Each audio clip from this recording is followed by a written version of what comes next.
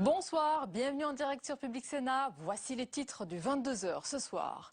Le parti communiste est-il en passe de devenir un redoutable adversaire pour la majorité? La question est posée après une nouvelle alliance entre les sénateurs communistes et UMP qui a abouti à torpiller le projet de loi de programmation budgétaire 2012-2017 au Sénat. Reçu tout à l'heure à Matignon pour une séance de franche explication, les élus communistes en sont ressortis comme ils étaient entrés, bien décidés à jouer leur propre partition, même si le ton est moins menaçant envers le gouvernement ce soir. Analyse dans ce journal. Le 19 mars, date anniversaire du cessez-le-feu en 1962, devient officiellement la journée nationale du souvenir en mémoire des victimes de la guerre d'Algérie. Le texte a été adopté par 181 voix contre 155 au Sénat. La gauche s'étant prononcée pour, la droite contre, à l'issue d'un débat passionné dont on verra de larges extraits dans le 22h ce soir. Le rapport doit être remis demain à François Hollande, mais dès ce soir, les conclusions de la commission Jospin sur la rénovation et la déontologie de la vie publique commencent à se faire connaître. Stricte limitation du cumul des mandats des parlementaires, parrainage citoyen pour les candidats à la présidentielle ou encore introduction d'une dose de proportionnelle. Et puis après sa réélection à la Maison-Blanche, Barack Obama continue de faire la une de la presse mondiale. Les journaux ont rivalisé d'imagination pour décrire la victoire et surtout ce qui attend désormais le président américain. Selon le magazine Bloomberg Business Week, 4 ans de plus et d'abord beaucoup de rides et de cheveux blancs, en plus photomontage. Plutôt réussi d'un président vieillissant face aux défis et aux attentes de l'Amérique. Voilà pour le programme, merci d'être en notre compagnie ce soir. Et on débute ce 22h par l'autre grande puissance qui change donc de leader. Une nouvelle génération de dirigeants chinois va accéder au pouvoir à l'occasion du 18e congrès du parti qui s'est ouvert aujourd'hui devant quelques 2000 délégués communistes dans un décor immuable, celui du palais du peuple. Après un dernier discours de Hu Jintao qui a lancé un appel aux réformes et à la lutte contre la corruption, place au discret Xi Jinping, dont la notoriété est pour le moment très éloignée de celle de son épouse. On voit tout cela avec Simon Barbarie. On sait peu de choses sur lui, pourtant il sera le futur président de la République populaire de Chine en mars prochain. À 59 ans, Xi Jinping, l'actuel vice-président de l'État chinois, reste une énigme. Dans les années 2000, il devient successivement gouverneur des riches régions côtières de Fuya puis de Zhejiang. En 2007, c'est la consécration, il est intégré au comité permanent du bureau politique du parti. Ingénieur chimiste de formation, sa carrière au sein du Parti communiste est aussi brillante que discrète. À l'inverse d'un présidentiable occidental, la discrétion est une condition sine qua non pour atteindre les plus hauts sommets de l'appareil d'État. Son épouse, la chanteuse Peng Yuan, est même actuellement plus populaire que lui. Si la personnalité de Xi Jinping est opaque, elle est à l'image de son programme. Le futur numéro 1 chinois est en tout cas habile en communication. Il dit apprécier les films américains et lors d'un récent déplacement aux États-Unis, il réussit même à s'attirer les bonnes grâces des élites occidentales lorsqu'il assura vouloir une Chine moins polluante et plus respectueuse des droits de l'homme. Mais entre les paroles et les actes, il y a un monde. Difficile de dire aujourd'hui si le futur président sera un réformiste raisonnable ou un conservateur austère. Et retour en France et au Sénat, où les communistes ont multiplié ces dernières semaines les bras de fer avec le gouvernement. Première fronde avec le projet de loi sur les tarifs de l'énergie rejeté la semaine dernière grâce à une alliance entre le PC et l'UMP et nouvel acte de rébellion par hier soir avec le rejet du projet de loi de programmation budgétaire 2012-2017. Trop, c'est trop, estime Matignon. Jean-Marc Ayrault a donc reçu tout à l'heure les élus frondeurs. À leur sortie, vous allez le voir, pas de changement apparent de ton et de position, mais les négociations sont ouvertes. On voit tout cela avec Jérôme Rabier et Mounir Soussi. Ils sont venus pour demander des avancées sur les questions budgétaires, mais les communistes n'ont rien obtenu du Premier ministre. S'ils se sont félicités d'un dialogue restauré, aucun accord sur le budget 2013 n'est venu sceller la rencontre. Il est probable que nous ne le votions pas en l'état et que nous continuions à nous abstenir, mais nous ne désespérons pas de convaincre que des bougées significatifs sont possibles. Sans avancée significative, le budget 2013 et celui de la sécurité sociale risquent bien d'être retoqués au Sénat et rejoindre ainsi la loi de programmation budgétaire rejetée hier soir par une alliance de circonstances entre communistes, centristes et UMP, au risque de laisser les mains libres à l'Assemblée nationale. En faisant en sorte que le Sénat rejette les projets du gouvernement, les sénateurs communistes rendent totalement la main à l'Assemblée nationale, où la majorité gouvernementale, elle, est solide. Car constitutionnellement, l'Assemblée nationale a le dernier mot en cas de désaccord entre les deux chambres parlementaires. Mais tout le monde au Sénat considère qu'ignorer la Haute Assemblée aurait de graves conséquences. Le Sénat n'aime pas les membres du gouvernement qui donnent le sentiment, peut-être parfois faussement, mais qui peuvent donner le sentiment par des propos un peu hâtifs et hasardeux de mépriser les sénateurs. Le Sénat n'aime pas ça. Au groupe socialiste, on reconnaît désormais un équilibre politique délicat à conserver. Les communistes ne sont pas socialistes et vice-versa. La Palisse n'aurait pas dit mieux.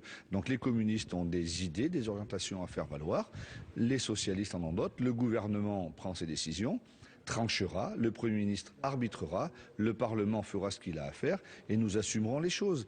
Mais attention, si le Sénat continue de rejeter bon nombre de textes portés par le gouvernement, le risque pour la Haute Assemblée serait d'être réduite au silence forcé.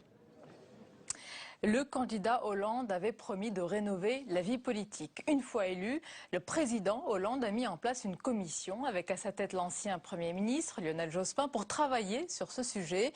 Eh bien, la commission rendra officiellement demain le rapport à François Hollande. Mais déjà, les grandes lignes de ce travail ont été dévoilées. Les voici. D'abord, une stricte limitation du cumul des mandats pour les députés et les sénateurs. Autrement dit, un parlementaire ne pourra plus être maire ou président d'un exécutif local en même temps, mais simple conseiller. Autre proposition inédite, c'est la fin de 500 parrainages lors des élections présidentielles. La commission Jospin propose un parrainage citoyen. Et enfin, l'introduction d'une dose proportionnelle est également inscrite dans ce rapport. Reste à savoir à présent ce qu'en retiendra l'exécutif.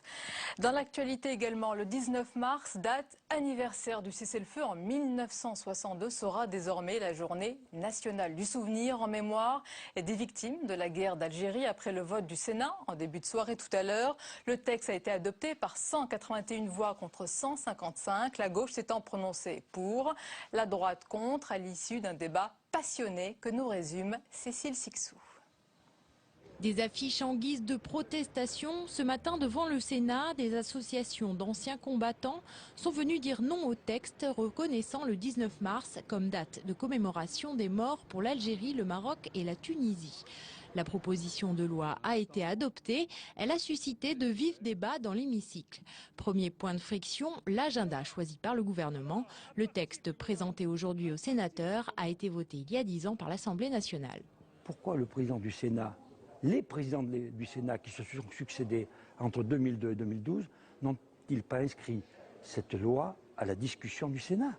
De son côté, l'UMP dénonce un passage en force du gouvernement. Le président de la République doit se rendre en Algérie. Je pense qu'il a très envie d'arriver avec ce texte instaurant la journée du 19 mars comme journée de recueillement pour les victimes de la guerre d'Algérie.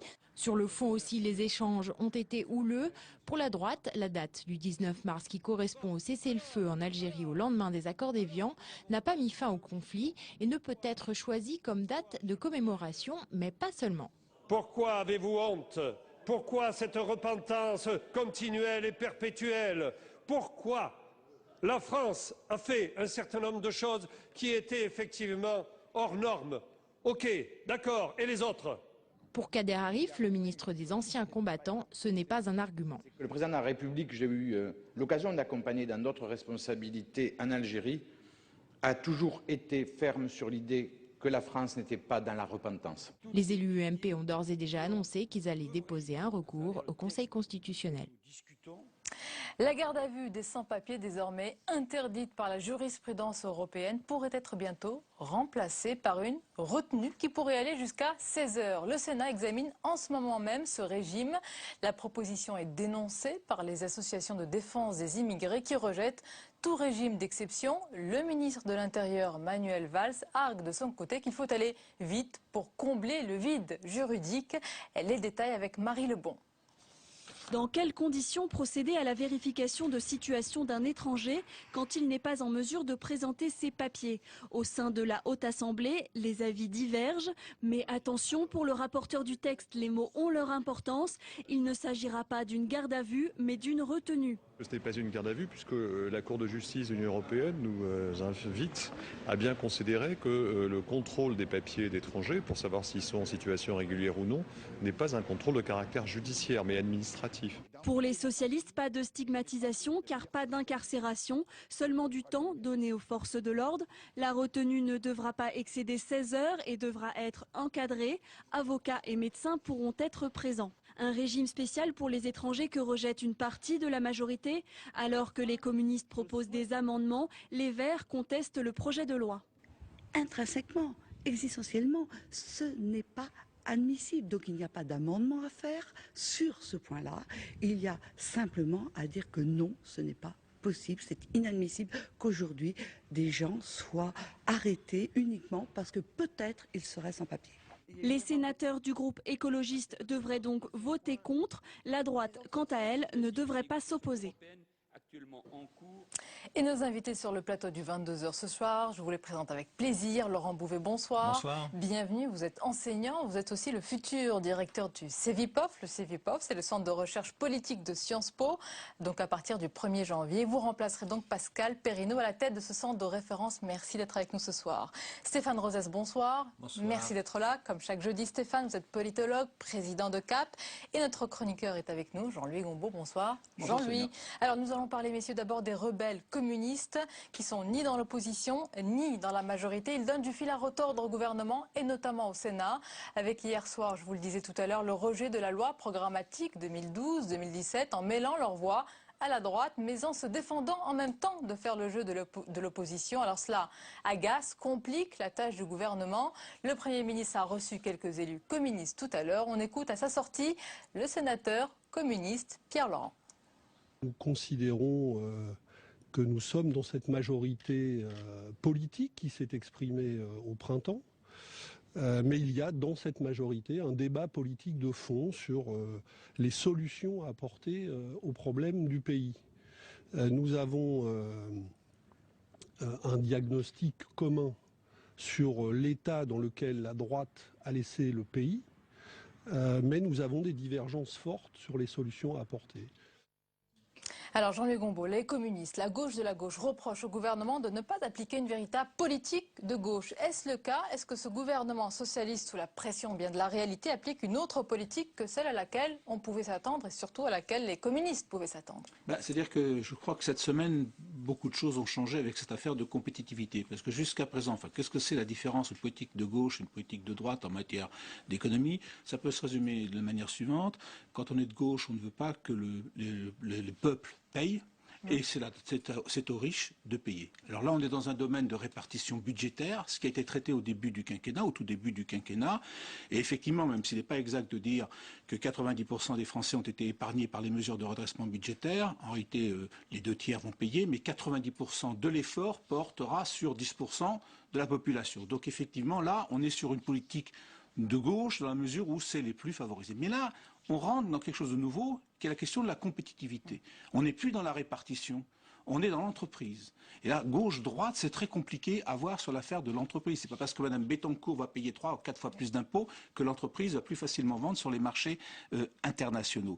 Et donc là, on est rentré dans un domaine que maîtrise beaucoup moins la gauche. C'est-à-dire que pour la gauche, de tradition, c'est la fiscalité, c'est la répartition. Et là, elle est sur un terrain plutôt neuf sur lequel elle pénètre, et d'où le début, effectivement, des tensions qui, à mon sens, sont appelées à perdurer. Alors vous le dites, vous appelez ça tension. Stéphane Rosès, est-ce que ces tensions, est-ce que ces actes de rébellion, est-ce que ces coups de menton au Sénat, est-ce que c'est un petit caillou dans la chaussure du couple Hollande-Hérault, ou est-ce que c'est un véritable problème politique qui a réglé d'urgence parce qu'il est en train de s'installer? Écoutez, on va le voir. Dès le départ, le Parti communiste a souhaité, se distinguant par là même un tout petit peu de Jean-Luc Mélenchon, considérer qu'il était dans la majorité sans participer au gouvernement, et je dirais son existence politique vient de ce qu'il dit, qu'il essaye de faire bouger, dans la terminologie communiste, ces choses dans le bon sens. Et là, évidemment, nous sommes dans une nouvelle séquence qu'a initiée Jean-Marc Ayrault autour du nouveau modèle français, où Jean-Marc Ayrault opère une translation. Le sujet n'est plus tant en soi, comme le dit Jean-Louis Gombault, la question de qui va payer réellement plus, même si on dit qu'il y a un souci de justice, mais un nouveau récit qui est de dire notre modèle social est en péril par les politiques antérieures et il en faut un nouveau. Et ce qui nous distingue, on a entendu Jean-Marc Ayrault de Schröder ou de la droite a fortiori, c'est que nous, on veut rénover le modèle. On est pour le maintien des rapports sociaux, là où les autres ont attaqué ou ont remis en cause le modèle social. Et ultimement, la réponse à votre question sur le moyen et le long terme dépend du fait de savoir si la base électorale et sociale du Parti communiste est antilibérale ou anticapitaliste. Si elle est antilibérale, ça va être compliqué pour le Parti communiste de se faire entendre parce que l'argument de Jean-Marc Ayrault est très fort. Nous, on veut préserver le modèle. Si elle est anticapitaliste, alors évidemment, il y a plus une dynamique possible pour eux. Laurent Bouvet, les communistes insistent sur le risque de se couper du peuple. C'est ce qu'ils reprochent un petit peu à François Hollande. Est-ce que c'est le cas? Est-ce que la gauche, au gouvernement, s'éloigne du peuple? Est-ce que vous avez l'impression qu'on s'adresse plus en ce moment à une certaine catégorie de la population plutôt qu'à une autre? Alors ça, c'est le risque majeur qui produit ses effets à chaque occasion d'une majorité de gauche au pouvoir, c'est-à-dire que pendant l'exercice du pouvoir, il y a évidemment des perditions en ligne par rapport au socle électoral, à la majorité qui a permis l'accession au pouvoir. Et dans le petit passage que vous avez diffusé de Pierre Laurent sortant de la réunion avec Jean-Marc Ayrault, il a dit autre chose qui n'était pas dans le passage. Il a dit nous étions dans la majorité, nous avons fait partie de la majorité qui a été élue, mais nous avons évidemment un certain nombre d'éléments disons en contradiction, ce qui vient d'être indiqué par Stéphane Rosès à l'instant. La question que ça pose, c'est est-ce que les communistes représentent les communistes et le Front de gauche, avec une petite différence qui a bien été signalée évidemment entre Jean-Luc Mélenchon et le Parti communiste. Tout le monde aura compris, je pense, que ce n'est pas tout à fait la même chose.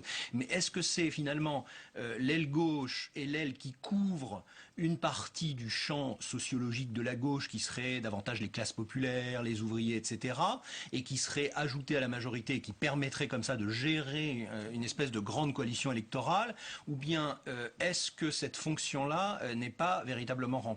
Et il me semble, compte tenu, si on regarde la composition des électeurs de Jean-Luc Mélenchon au premier tour de l'élection présidentielle et ensuite dans les élections législatives, évidemment, je laisse de côté Jean-Luc Mélenchon à Hénin-Beaumont, mais de manière générale sur les candidats du Front de gauche, on voit que ce n'est pas tout à fait le cas. C'est-à-dire qu'ils ne peuvent pas se réclamer électoralement d'une spécificité comme quoi eux représenteraient les catégories populaires dans cette majorité. Donc pour répondre à votre question, on est sur un socle électoral beaucoup plus étroit, à la fois pour les socialistes et évidemment pour les différentes composantes de la majorité dont font partie les communistes. Je ne pense pas que quiconque puisse se réclamer des catégories populaires. Et donc par rapport à la politique qui est menée actuellement, et notamment évidemment on va reparler j'imagine par rapport au pacte de productivité et à cette nouvelle phase qui s'annonce, par rapport à l'augmentation de la TVA, même si on verra sur les taux réduits, évidemment, il y a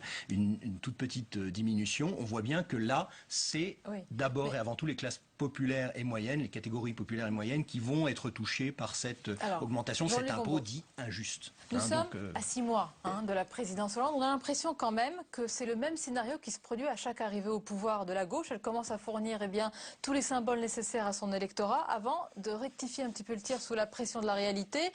Peut-être que les ajustements... Mais là, les ajustements, on a l'impression qu'ils sont plus rapides. C'était 2 ans pour François Mitterrand, pour le tournant de 83, 1 an pour Jospin. Est-ce que c'est 6 mois pour François Hollande? Alors, c'est moins marqué comme tournant, si vous voulez, que 83, malgré tout. Il est plus rapide. Mais effectivement, il est plus rapide. Bon, le changement. La situation économique de 81-82 était très difficile. Notamment un déséquilibre commercial profond par une politique de relance, mais la situation de la dette n'avait strictement rien à voir, le niveau du déficit public n'avait strictement rien à voir, donc la crise est beaucoup plus grave, et elle est d'autant plus grave qu'elle n'est pas limitée à la France. C'est-à-dire, on voit bien, on est dans une situation infiniment plus complexe qui explique, à mon avis, la rapidité, non pas du virage, mais de l'inflexion qui laisse entendre qu'on est engagé sur un virage. Bon, c'est peut-être un peu tiré par les cheveux, mais c'est comme ça. Vous avez raison, nuancé, si vous voilà, pensez. c'est plus ça. On ne peut pas dire qu'on va le sentir, le virage, dans les années qui viennent. Parce que vous n'êtes pas d'accord? Si, non, simplement, le virage, ça a été, je pense, la campagne même de François Hollande. Je crois que... Par rapport à quoi, alors par rapport à l'histoire de la manière dont les candidats de gauche, notamment du Parti socialiste, faisaient campagne, disons, à gauche, et ensuite faisait un virage, bon, c'est très schématique, mais disons qu'on peut adopter ce schéma général. Là, en fait, il me semble que déjà dans la campagne, dans les 60 propositions de François Hollande, dans sa manière de parler, et puis son histoire, ce qu'il est, car la présidentielle, c'est aussi évidemment une histoire personnelle, c'est un homme qui propose sa personnalité, il me semble que François Hollande ne peut pas être considéré comme ayant parlé contre le capitalisme, ayant parlé... voilà, il a dit des choses importantes contre la finance. On verra si donc dans pour ce vous, gouvernement... il y a une continuité, il n'y a pas de tournant, il n'y a pas d'inflexion. Je crois que le virage, il vient d'avant l'élection. Il vient de positionnement de François Hollande et il me semble qu'il n'y a pas eu de tromperie sur la marchandise, si je puis m'exprimer ainsi. Alors, je vais quand même rappeler que vous avez travaillé avec François Hollande, hein, vous le connaissez bien. Oui, il y a très longtemps. Effectivement, j'écrivais des discours pour lui lors d'une campagne électorale. Vous voyez, il faut tout dire aux téléspectateurs, vous avez raison de le signaler. Stéphane Rodès. Si on commence comme ça va être long. Vous voulez tout dire aussi? C'est le soir et Jean-Louis va continuer. Je suis beaucoup plus vieux que Laurent Bouvet. Je ne peux pas dire les choses. Mais je ne cache rien. Non, ce que je veux dire, je suis d'accord avec Laurent Bouvet, c'est-à-dire qu'il y a eu... François Hollande a opéré un double virage idéologique vers la République sur les questions idéologiques et culturelles, et au plan économique, effectivement, il est passé vers ce qu'on appelle, que notre ami Jean-Luc connaît bien, qui est plutôt une politique de l'offre. Et le soir de son élection, il dit ma priorité, il fixe 4 priorités, dont la première est la réduction de la dette. Alors, il y a un effet optique, il est vrai. C'est que, ça a été dit, et ça a été théorisé par Jean-Marc Ayrault et François Hollande et Ségolène Royal. Ils ont voulu au départ réparer les injustices dites les plus criantes. Mais comme François Hollande avait un tout petit peu mis de côté la cohérence qui était la sienne durant la présidentielle, on a pu avoir le sentiment que le gouvernement, je dirais, oscillait. Mais la réalité, c'est que Jean-Marc Ayrault, autour du nouveau modèle français, a repris la partition de François Hollande. La partition, elle disait au Bourget... On sait en quoi il consiste ce modèle français, parce qu'on sait qu'il y a un nouveau modèle, mais... Alors, ce qu'il y a d'intéressant, c'est que quand il le dit à Toulouse, ça paraît un peu théorique. Il parle des valeurs de la France. Et aujourd'hui, est-ce que ça vous paraît plus concret? Là, on le voit beaucoup plus concrètement, parce que ce qu'il a dit dans les 20 minutes de présentation dans ses interviews aux Échos, c'est qu'il commence à donner un contenu à partir du rapport gallois. En fait, grosso modo, il dit modèle, c'est-à-dire quelque chose qui structure une histoire. Il dit français, c'est la République, le social. Et s'il dit nouveau, ça veut dire que l'ancien est en train de péricliter et que s'il n'y a pas rénovation, nous perdons ce qui faisait nos rapports sociaux.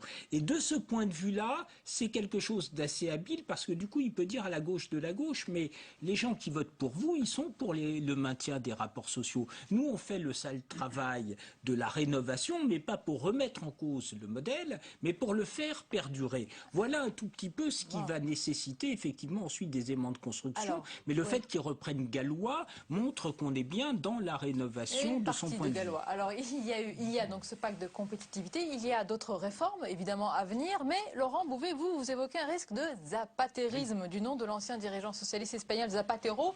Alors pourquoi François Hollande pourrait terminer comme M. Zapatero s'il a mal terminé? Évidemment.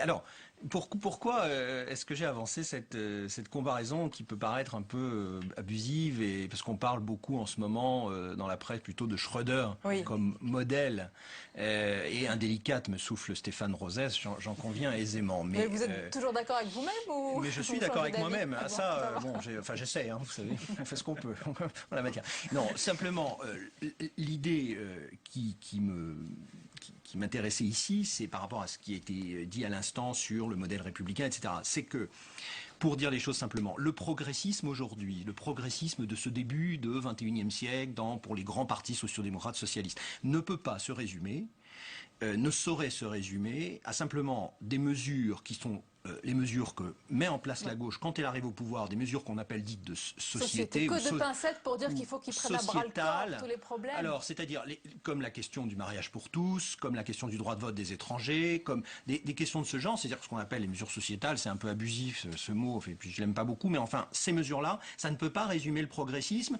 avec derrière simplement une politique qui serait une politique de rigueur, pour dire les choses clairement, de serrage de vis, une politique de l'offre simplement en économie. Qu'il y a un équilibre à trouver et donc, dans le pacte entre Zapatero et Schröder, dans le pacte, alors c'est là où, parce que ce que j'avais dit sur Zapatero, c'était avant le pacte de productivité, avant Gallois. Ah là, il est devenu Schröder. Non, mais dans le pacte de productivité, vous l'avez signalé vous-même, il y a bien autre chose que simplement les mesures de diminution des coûts pour les entreprises, enfin le crédit impôt qui va être mis en place. Il y a tout un ensemble de choses.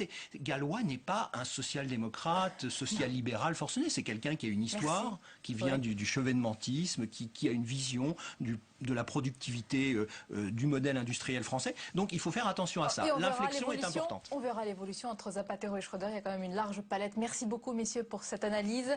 Nous serons également ensemble, Stéphane Rosès, et je vous convie déjà, et Jean-Louis Gombault, mardi prochain, puisqu'il y a une conférence de presse donc, de François Hollande qui est annoncée à l'Élysée face à toute la presse. C'est toujours un moment important. Nous aurons l'occasion d'en débattre dans une édition spéciale. La dernière page à présent du 22h, avec tout de suite tout ce qui vous a échappé dans le reste de l'actualité. Regardez, c'est le tour de l'info de Mounir Soussi.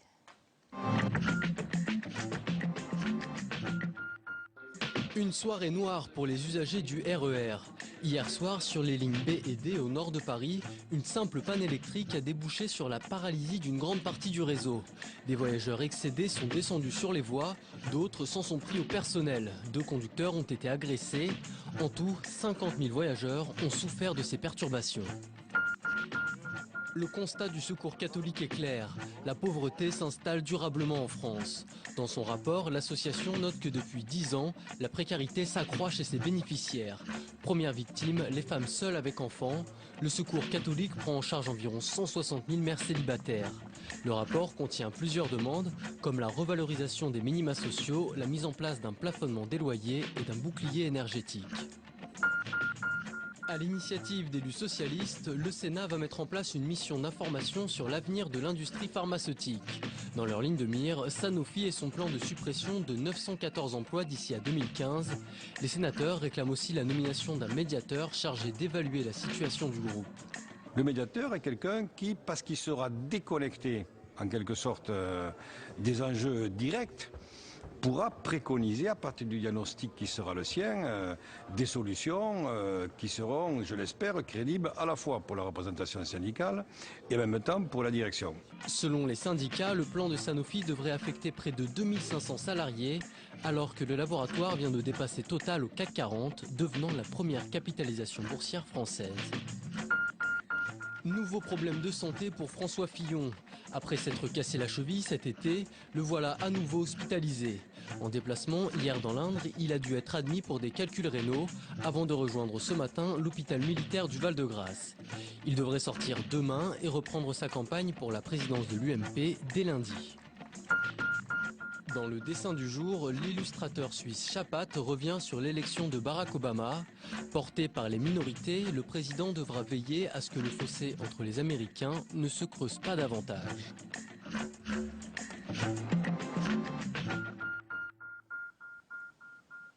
Et c'est la fin de ce journal. Merci de nous avoir suivi tout de suite votre émission Génération République. Belle soirée, à lundi, avec plaisir.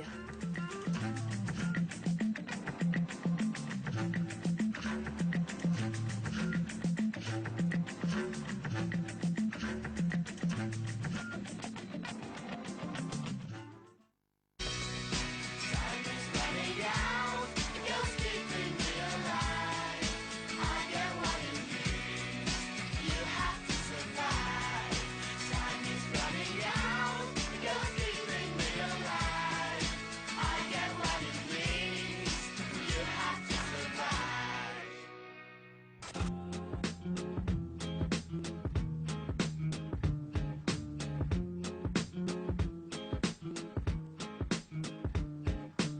Bienvenue dans Génération République. Chaque mois, Génération République s'efforce de réconcilier notre jeunesse et la République, ses institutions et les questions qui se posent dans notre société d'aujourd'hui.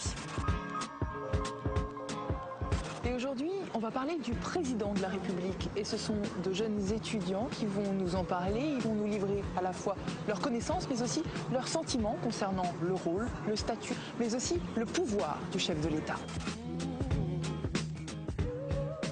Pour ce numéro, ce sont les étudiants de l'université Paris-Ouest Nanterre La Défense qui nous accueillent. La fac de Nanterre est immense, 33 000 étudiants. Le site s'étale sur 30 hectares.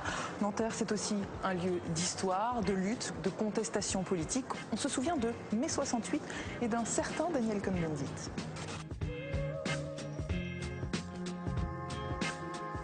Mais aujourd'hui, que pensent-ils de leur président de la République? Considèrent-ils qu'il leur est proche, lointain, qu'il leur ressemble ou pas? Nous en parlerons et ils seront ponctuellement éclairés par Anne Levade, qui est professeure de droit public et qui est mon alliée dans cette émission. Allez, immersion.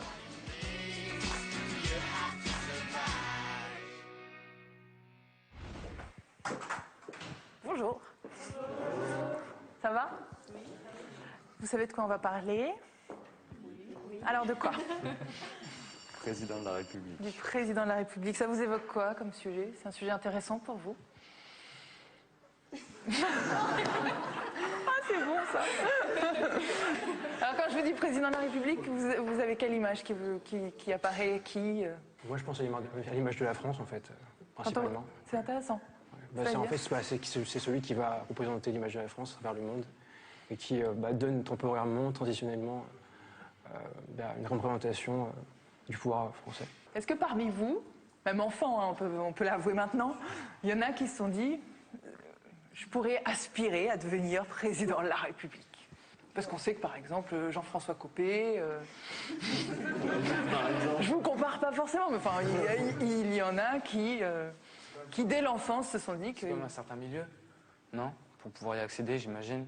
On n'y accède pas aussi facilement. Donc c'est pas tout le monde, c'est pas tous les Français selon toi, c'est-à-dire ça pourrait être... Non, je pense pas réellement. Il y a déjà une inégalité au niveau d'un point de vue scolaire, déjà pour y arriver. Et toi? Tu pourrais? Non, par principe. Par principe, c'est-à-dire? Par principe. Pour moi, j'ai une autre image du président.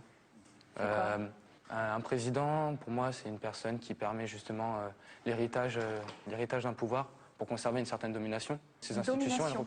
Oui. Pas pour servir, pour dominer. Oui. Est-ce que vous êtes d'accord avec ce que vient de dire Eduardo? C'est-à-dire qu'il y a une sorte de déterminisme social à la base, culturel? On voit tous les présidents, ils ont tous fait l'ENA, enfin des grandes écoles. Pas tous. Oui, Nicolas Sarkozy, justement, il en Oui, enfin, il a fait... Études de droit. Oui, il a fait des études. Mais bon, c'est pas... Nicolas Sarkozy, c'était pas n'importe qui non plus à la base. Donc, mais après, ça serait bien justement que des gens normaux comme nous qui puissent y accéder aussi à des postes comme ça.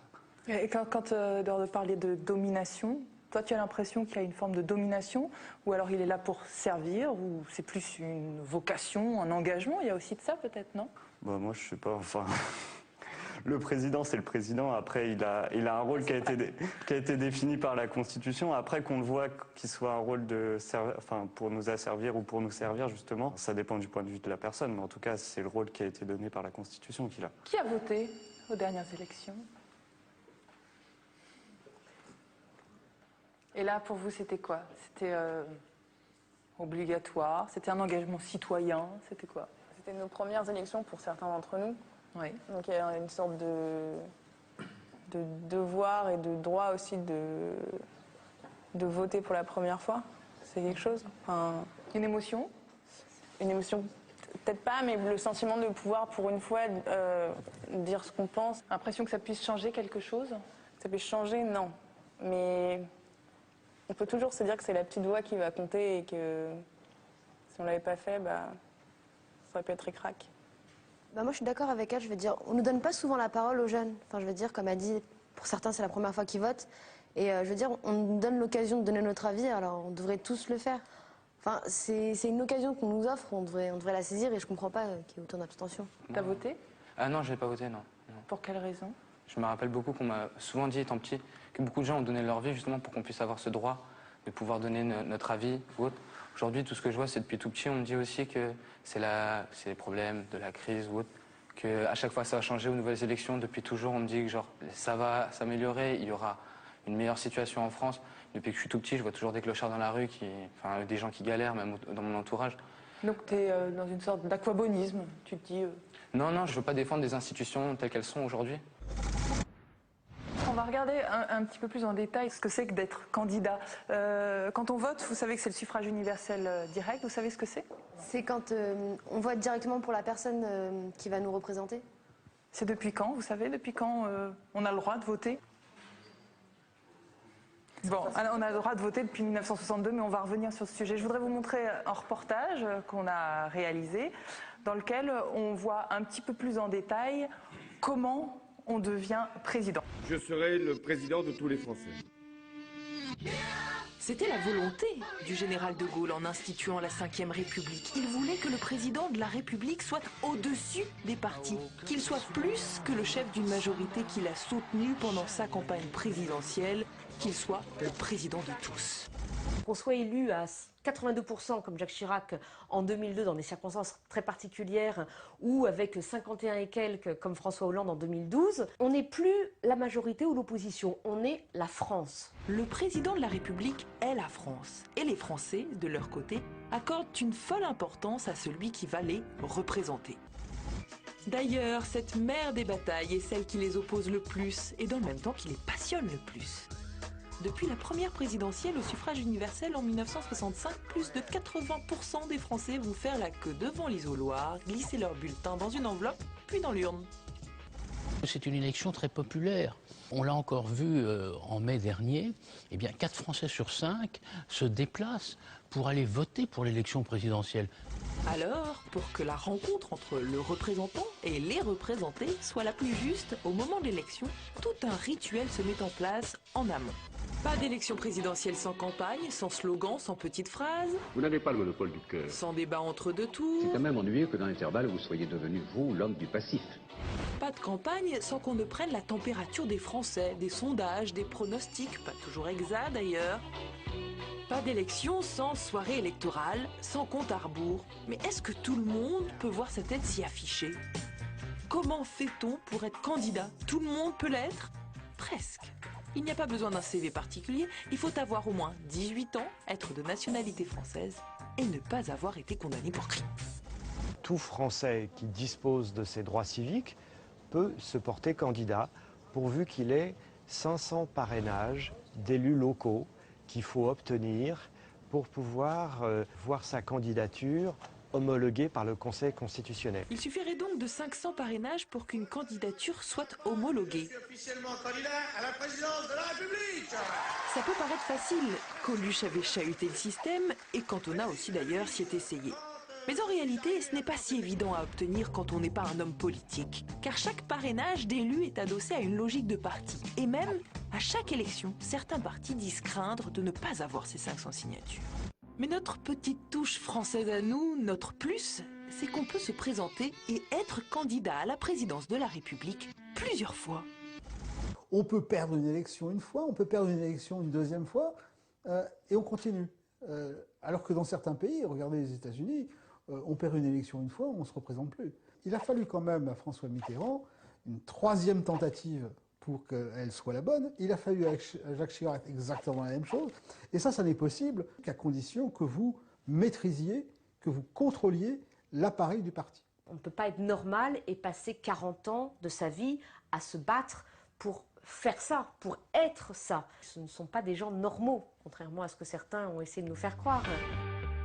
Bref, des gens pas normaux pour représenter des gens normaux. La course de la campagne aura été haletante et avec pour dernière étape le passage de relais, la passation de pouvoir. Un rituel majeur, tout comme la remontée du président sur les Champs-Élysées d'ailleurs, saluant le peuple de France qui l'a élu.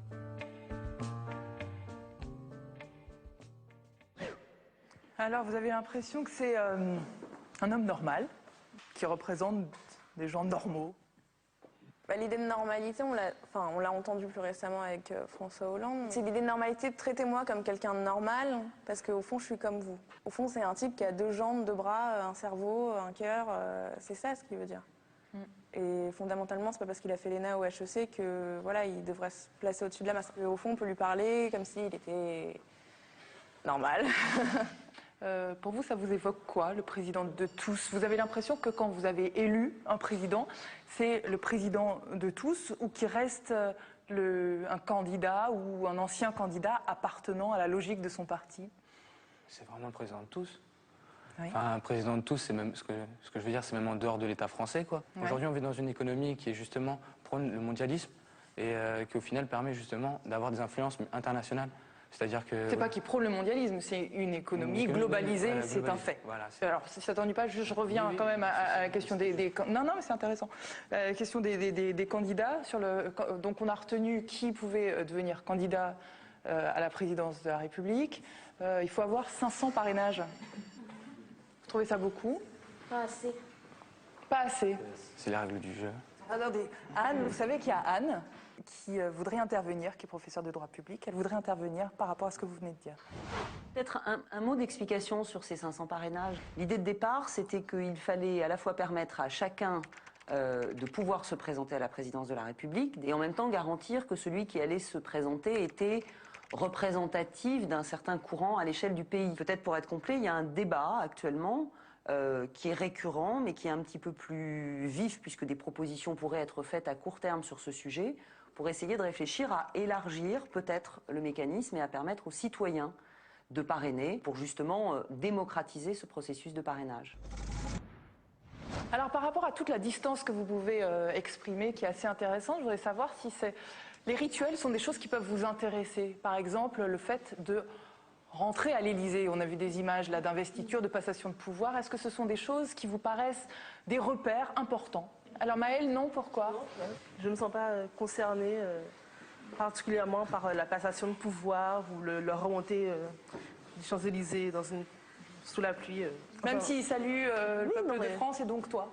Je n'ai pas regardé, donc je ne sais pas, mais je ne dis pas que ce n'est pas solennel ou légitime, mais moi je ne me sens pas particulièrement concernée par ça. Et toi, cette symbolique Moi, je disais que t'interpelle? c'est symbolique, mais que concrètement, ça ne sert à rien. Un candidat qui a été élu, il devrait entrer en fonction pratiquement dès le lendemain pour pouvoir tout de suite appliquer son programme et pas qu'il y ait 2 ou 3 semaines de procédure. Enfin, c'est un détail, parce que 2 ou 3 semaines en 5 ans, au final, c'est rien. Mais c'est... Je pense qu'on devrait plus... Le poste n'est pas vacant Voilà. pendant ce temps-là, Voilà. mais tu dis qu'il faut un petit peu plus d'action. À l'action, exactement. Qu'est-ce que tu en penses? Je pense que dans cette société, les rituels, oui, sont très importants. Là, on parle du rituel d'investiture du président de la République. C'est du symbolisme. Il ne va pas se présenter dans un bureau lambda ou là, dans un bureau de Nanterre. Il va se mettre sous les ordres de la République, comme on dit. Donc il doit montrer sa puissance, son pouvoir. Je voudrais qu'on regarde, puisqu'on a un peu parlé des profils de comment on pouvait devenir candidat, puis devenir président de la République, je voudrais vous montrer un autre reportage maintenant, qui est sur la mission du président de la République. On va regarder ça, puis après on en parle ensemble. Que le président de la République soit élu par le peuple au suffrage universel direct, vous trouvez ça évident. Ça ne l'est que depuis 50 ans. Avant cela, sous la 4e République, l'Assemblée était toute puissante. Mais De Gaulle, en 1958, veut changer de régime. L'élection du président par les Français est pourtant un tabou. On craint que ce soit l'antichambre de la dictature. La Constitution. Mais le général considère que les Français sont restés monarchistes sans le savoir. En 1962, il veut instaurer une monarchie républicaine et soumettra l'élection au suffrage universel direct à un référendum. La réponse est oui pour 62,25% des Français. De Gaulle avait ce modèle monarchique en tête. Il voulait un monarque élu. Même si nous avons coupé la tête du roi en 1789, il y a toujours en France un goût pour cette puissance-là. Alors, avec son penchant monarchique, le président de la République est la clé de voûte de la Constitution. Le président de la République est le vrai chef de la majorité politique du pays. C'est-à-dire que c'est lui qui décide des grandes orientations politiques et qui tranche les conflits. Et parmi ses pouvoirs régaliens, le président de la République est le chef des armées. C'est lui qui détient les codes de la bombe atomique. Il est le garant de l'indépendance de la nation, mais il est aussi le chef de la diplomatie et s'occupe du positionnement de la France sur la scène internationale. Il fixe aussi les grandes lignes en matière de politique intérieure, en étant le gardien de l'unité nationale, du bon fonctionnement des pouvoirs publics. Évidemment, il n'est pas seul aux commandes, mais c'est tout de même lui qui nomme son Premier ministre et peut le révoquer, lui qui accompagne le Premier ministre dans la nomination des membres de son gouvernement. Et quand il demande son avis au peuple par référendum, c'est en direct, avec les Français, sans interface, souvent d'ailleurs une façon de jauger sa propre légitimité. Alors, dans la Constitution de la Ve République, il y a la possibilité d'un référendum, pas sur toutes les questions, sur les questions qui peuvent avoir un impact sur la Constitution. Et c'est évidemment quelque chose qui n'existe pas dans toutes les constitutions démocratiques, mais qui donne un assez grand pouvoir au président de la République, parce que d'une certaine façon, répondre oui à une question que pose la République, c'est répondre oui au président de la République. J'ai décidé de dissoudre l'Assemblée nationale. De même, dans son pouvoir de dissoudre le Parlement. C'est une façon pour le président de la République de demander une fois encore aux Français s'ils soutiennent ses orientations et s'il peut avoir le pouvoir d'agir librement. D'ailleurs, Mitterrand a dissous l'Assemblée en 81 et en 88 au lendemain de son élection, une façon d'être conforté par le peuple. On avait parlé de vague rose. Moins porteuse, la dissolution de Chirac en 1997, qui s'est soldée par une victoire de la gauche et la cohabitation avec Jospin pendant 5 ans. Et c'est dans ces seuls cas de cohabitation que le président perd finalement sa primauté. Donc il perd sa primauté en cas de cohabitation. Pourquoi? Vous savez ce que c'est la cohabitation?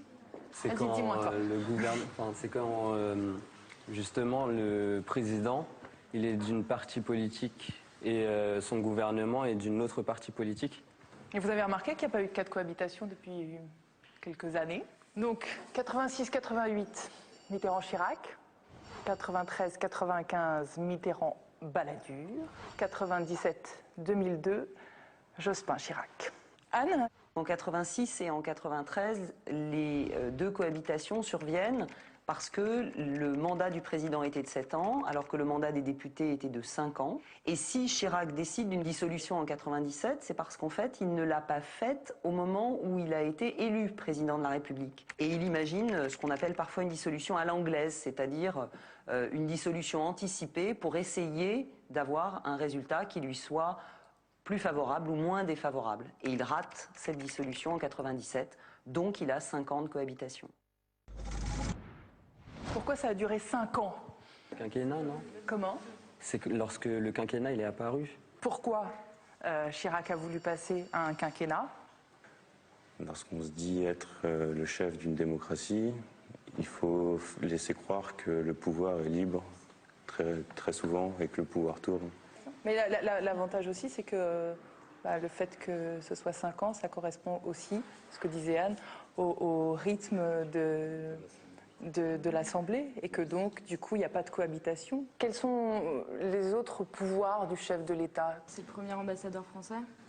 Premier ambassadeur français, donc chef de la diplomatie. C'est ça. Vous trouvez que c'est important l'image de la France à l'étranger, justement? Oui, c'est très important pour lorsqu'on va se déplacer, aller à l'étranger aussi. Par exemple, s'il va au Canada, les gens ils ont une mauvaise impression. Ah ben nous, quand on va y aller, ils seront peut-être un peu sceptiques. Vous comprenez? Le président de la République, quand il va à l'étranger où qu'il aille, après qu'on soit d'accord ou pas avec le discours qu'il tient, ça a une résonance internationale majeure et même à l'intérieur du pays. Je vais vous montrer un petit extrait. Le drame de l'Afrique, c'est que l'homme africain n'est pas assez entré dans l'histoire. Bon alors, qu'est-ce qu'on vient de voir? Qu'est-ce que c'était? Le discours de Sarkozy à Dakar, au Sénégal. Est-ce que c'est un moment? Oui, c'est un moment, mais ce n'est pas un moment très positif parce que vraiment, oui, le président représente les Français, Mais voilà, comme vous disiez tout à l'heure, là, il a renvoyé une image vraiment négative de la France, puisque les Africains, ils ont quand même vraiment pris de haut, quoi. Enfin, comme s'ils étaient bloqués au Moyen-Âge, or que l'Afrique, bon, voilà, quoi, c'est pas bloqué au Moyen-Âge non plus, quoi. Bon, après, le discours était peut-être plus global et il y a eu des morceaux qui ont été stigmatisés, un peu comme le discours dominant de l'homme blanc. Tu voulais réagir ? Oui, parce qu'en fait, je pense que les discours de Sarkozy, c'est pas vraiment, comme elle venait de dire, c'est pas vraiment la pensée de tous les Français. Je vais vous montrer un autre. Hop. Je ne suis pas venu ici à Dakar pour montrer un exemple, pour imposer un modèle. Je ne vais pas vous demander si vous le trouvez sincère ou pas sincère, c'est pas l'idée. Mais est-ce que vous voyez bien que du coup, à chaque fois, il y a un signal assez fort qui est envoyé. Alors, c'est une réponse évidente au discours de Dakar de 2007. À peine on est élu, hop, on part à Dakar, on fait son discours. Je suis même pas sûre que ce discours-là, ce soit un message adressé. Je pense que c'est plus, au contraire, quelque chose pour montrer quelque chose aux Français. Vous voyez, je suis pas comme Sarkozy. C'est plus. Je pense, pour moi, c'est pas un message pour le monde, c'est un message pour les Français. Est-ce que vous avez l'impression que son statut au président de la République a évolué? Pour moi, oui, le président, enfin, la fonction du président a changé avec l'envergure que prend l'Union européenne. Je trouve que le président, enfin, l'image du président a l'air un peu moins importante qu'auparavant, en fait. Alors, tu parles de l'image. Je suis plus dans le statut. Il y a une question qui s'est posée les années passant, c'était le fait de savoir si on pouvait juger le président de la République. Anne, c'était quand immunité pendant le mandat et responsabilité après? La question s'est posée du passage vers une forme de responsabilité ou d'engagement de la responsabilité du chef de l'État au début des années 2000 avec l'apparition d'un certain nombre d'affaires. Alors il y a eu, je dirais, les affaires qui ont entouré effectivement la présidence de Jacques Chirac avec des mises en cause pour des actes commis avant l'exercice de son mandat. Mais un peu auparavant déjà, sous François Mitterrand, il y avait eu la fameuse question des écoutes téléphoniques pratiquées par l'Élysée qui avait déjà fait monter en puissance en quelque sorte la discussion sur ce point. En soi, c'est pas parce qu'on est président, on en revient à l'idée de normalité, mais en soi, c'est pas parce qu'on est président qu'on peut pas être jugé. En général, les présidents tuent ou violent rarement des gens. Mais en gros, je sais pas, de la corruption et tout comme ça, il y a d'autres gens qui l'ont fait. Pourquoi les autres pourraient être jugés et pas eux, quoi? La question qui se pose, c'est est-ce qu'ils peuvent être jugés pendant leur mandat? Parce que légalement, on n'a pas le droit de juger un président puisqu'on a une indemnité. Une immunité, voilà, une immunité. Non, faut que ça reste comme ça. Faut pas que le président soit jugé pendant son mandat. Il y a des affaires importantes à régler, il dirige l'État. S'il est jugé pendant son mandat, il perd du temps. Après, c'est le Premier ministre qui doit reprendre les affaires. Et tant qu'ils se mettent au courant des affaires, ils s'en perdent encore du temps. Déjà que l'État perd beaucoup en paperasse, en décision et qu'on ne voit rien bouger. Si en plus, faut juger les présidents pendant leur mandat, c'est scandaleux. Alors tu viens de dire un truc assez intéressant. On voit rien bouger. Finalement, il y a ce qui est, il y a le pouvoir, il y a l'action, et puis il y a ce qu'on voit, ce qu'on retient. Je voudrais qu'on parle maintenant, et tu faisais une sorte de petit parallèle tout à l'heure quand je demandais si le statut avait évolué, tu parlais de l'image qui avait changé. On a vu que le statut évoluait peu, au cours des 50 dernières années en gros. On va regarder en quoi l'image, elle, peut changer. De Gaulle, grand guerrier. Le père fondateur, majesté républicaine. Pompidou, c'est l'homme du peuple qui est arrivé à l'Élysée. La proximité avec les Français. C'est un homme qui a amené la culture. Giscard d'Estaing, Moderniser la France. Le polytechnicien, surdoué. C'était une sorte de roi démocrate. Mitterrand, Le président séducteur. Il a mélangé un petit peu tout ce qui en France plaît. Celui qui ressemble le plus au général de Gaulle. Le grand président de la gauche. Chirac, Le président radical gaulliste. De monsieur tout le monde sympathique. Qui vient du terroir, qui vient de la Corrèze. Sarkozy, Le président atypique. Il n'avait pas fait l'ENA, donc il n'a pas la formation classique des présidents. Le président qui voulait casser les codes. Il a plutôt aimé l'entreprise, c'était un peu comme un manager. et Hollande. Nous avons maintenant le nouveau président. Qui a décidé d'incarner la fonction avec calme, avec apaisement. Le président qui ambitionne d'être normal. Le président de la République a eu différents visages. Et puisque depuis 50 ans, on est dans une société d'images, l'importance de l'image de chacun a été fondamentale. Il faut qu'il ait l'air de la fonction, c'est-à-dire qu'il ait l'air puissant, qu'il ait l'air honnête. C'est presque plus important d'une certaine façon dans notre système médiatique que sa compétence toute seule, ses diplômes. Chacun a donc sa photographie officielle maîtrisée. Mais sous la Ve République, et De Gaulle le premier, tous les présidents ont essayé d'avoir un ascendant sur la radio et sur la télévision. Sous la Ve République, radio et télévision sont quand même assez soumis au président de la République. Et il y a un symbole d'ailleurs pour ça. Le président de la République, jusqu'à François Hollande, ne va pas sur les plateaux de télévision. Il reçoit, comme un monarque, il reçoit les caméras de télévision et les journalistes à l'Élysée. Et depuis, selon les époques, chacun, avec ses moyens de communication, a essayé de contrôler son image et son discours. Sarkozy a inventé la mobilisation quasi totalitaire, je le pense vraiment, de tous les médias, de la 1, de la 2, de la 3, de la 4, de la 5, de toutes les radios et tous les journalistes pour inventer des émissions pour retrouver avec eux. Enfin, tout ça, c'est du récit et du factice. Alors, des fois, ça marche, et des fois, ça marche pas, parce qu'il ne faut pas toujours prendre les Français pour des veaux.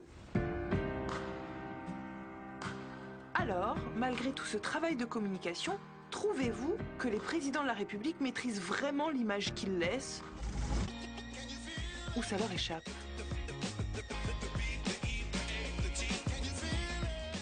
Est-ce que tu as l'impression qu'ils maîtrisent leur image, le président de la République aujourd'hui? Souvent non. Bien souvent non, parce qu'il y a toujours des événements comme Hollande et sa femme, par exemple, comme la vie privée de M. Sarkozy, avec sa femme Cara Bruni, lors de sa naissance de leur enfant. Je veux dire, on balance que c'est Juliette, sa fille. J'en ai rien à faire, moi. C'est pas sa vie privée, moi, qui m'intéresse. Il y a un phénomène de président people, en fait. Ils apparaissent en train de faire du jogging dans les magazines people. C'est trop, je trouve. Donc, finalement, il n'y a pas de maîtrise de l'image. Est-ce que vous avez l'impression qu'ils maîtrisent l'empreinte, ce qu'ils vont vouloir laisser, les présidents de la République? Je vais vous dire des petites phrases, vous allez me dire, selon vous, de qui ça vient. Vous n'avez pas le monopole du cœur. Zidane, Zidane, c'est bon ça. Giscard.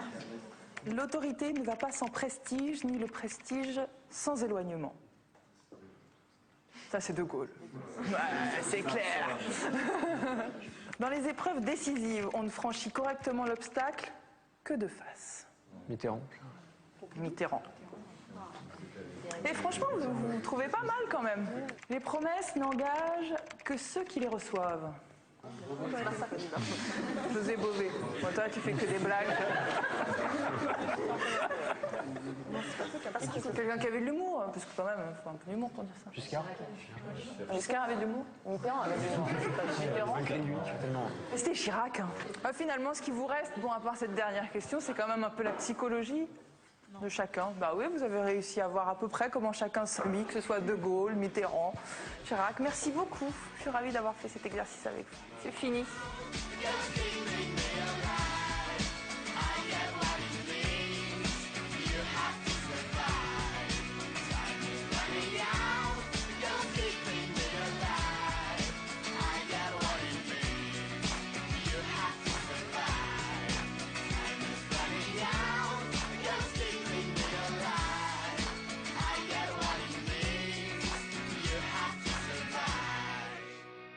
Je me suis bien amusée, j'ai trouvé ça sympa et puis c'était sympa en fait de connaître un peu les avis de tout le monde.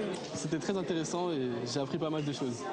L'émission très intéressante, très enrichissante aussi, le fait de pouvoir parler, chacun s'exprime, ou écouter justement la réaction de chacun. Oui, c'est comme dans une démocratie, quoi. C'est vrai que la majorité, souvent, enfin même quelques personnes ont le droit de parler et d'autres parfois ont beaucoup de choses à dire, mais bon, prennent pas forcément la parole. Mais bon. On a souvent tendance à pas se parier sur ces sujets-là et du coup entendre un peu la vie des uns et des autres, ça fait du bien. Enfin, ça fait du bien. Ça nous ouvre d'autres. On se sent moins seul. Ouais, voilà. Où en sont les Noirs de France? Quelle place ont-ils dans la République? Comment sont-ils considérés, traités, parfois discriminés? On en parle dans le débat de la semaine sur Public Sénat avec un magnifique documentaire en 3 parties sur ces Noirs de France. Le débat, présenté par Benoît Duquesne, samedi à 23h sur Public Sénat. 3, 2, 1. 0 j'ai pas le temps là. Non, je peux pas te parler. Et tu pars où là? Bah, je vais faire un tour de France. Là, on va rencontrer plein de gens, les gens qui font la France. Alors, il y aura des sénateurs, des artistes, des scientifiques, enfin tout quoi, les gens qui font la France. Vous accepteriez la souveraineté corse? Vous comprenez bien que je ne suis pas pour une souveraineté corse. Donc c'est assez amusant de voir ici du rock dans la cour d'honneur. Moi, je suis au contraire ravi. La séance est ouverte. Le travail parlementaire, ça consiste à examiner les textes ligne par ligne et mot par mot.